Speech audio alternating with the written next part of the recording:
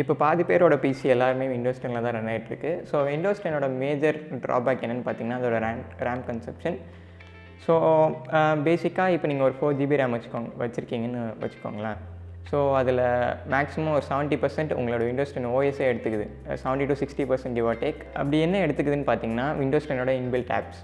So அதில் Skype இருக்குது, Microsoft store இருக்குது, photos, music, group music and many other stuff. So அது எல்லாமே பேக்ரவுண்டில் ரன் ஆகிட்டே தான் இருக்குது. உங்களோட ரேமில் போயிட்டு உட்காந்துட்டு தான் இருக்குது அந்த அப்ளிகேஷன். ஸோ மெமரி கன்சியூம் பண்ணிட்டு தான் இருக்குது. 5 to 6 டேப் ஓப்பன் பண்ணிங்கனாலே உங்களுக்கு ரேம் எப்படி இருந்தாலும் ஃபில் ஆகிட போகுது. ஸோ இப்போ 4 GB ரேம்ன்றது I would say it's waste of money. இப்போ ரேம் வாங்க போகிறீங்கன்னு வச்சுக்கோங்களேன், go for 8 GB. 8 GB RAM போகிறது தான் இப்போ பெஸ்ட்.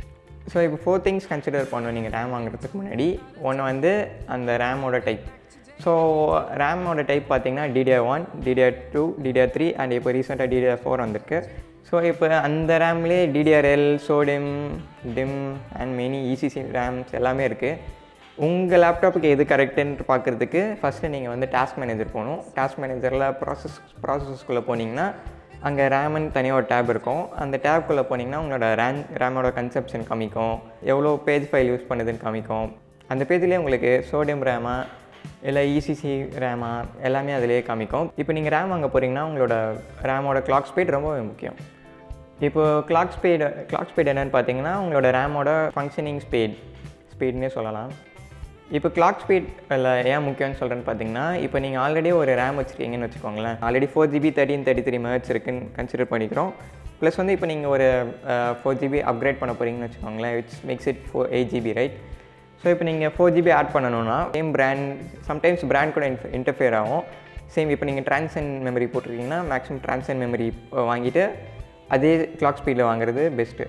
அப்படி வாங்கினா தான் உங்களோட லேப்டாப் வெல்டான. இப்போ தேர்ட் பாயிண்ட் என்ன பார்த்தீங்கன்னா சைஸ் நான் முன்னாடியே சொன்னப்போ இப்போ நீங்கள் 8 GB போகிறது தான் பெஸ்ட்டு. ப்ளஸ் இப்போ நீங்கள் கேமிங் பண்ணுறீங்க, ப்ளஸ் வந்து video editing and more intensive task பண்ணுறீங்கன்னா உங்களுக்கு 16 GB போகிறது பெஸ்ட். இப்போ நீங்கள் எந்த கான்ஃபிகரேஷனில் உங்கள் ரேம் ரன் பண்ணணுன்னு பார்த்தீங்கன்னா டுவல் சேனல் ஒரு எதர் குவாட் சேனல். ஸோ ரெண்டுத்துலேயுமே உங்களுக்கு பெர்ஃபார்மன்ஸ் அதிகமாக இருக்கும். ரேம் வந்து ஒன்றா பெர்ஃபார்ம் பண்ணும். லைக் மெமரி ஒரு ரேமில் ஃபில் ஆகிட்டு நெக்ஸ்ட்டு இன்னொரு ரேமுக்கு ஃபில் ஆகிற மாதிரி அந்த மாதிரி ப்ராசஸ் எல்லாமே சீக்வன்ஷியலாக ஈவனாக நடக்கும். இப்போது குவாட் சேனல் ஒரு டுவல் சேனல் அச்சீவ் பண்ணுறதுக்கு என்ன பண்ணணும்னு பார்த்தீங்கன்னா உங்கள் ரேம் வந்து ஒரே சைஸில் இருக்கணும். 2 ஸ்லாட்டுமே 4 GB போடணும்.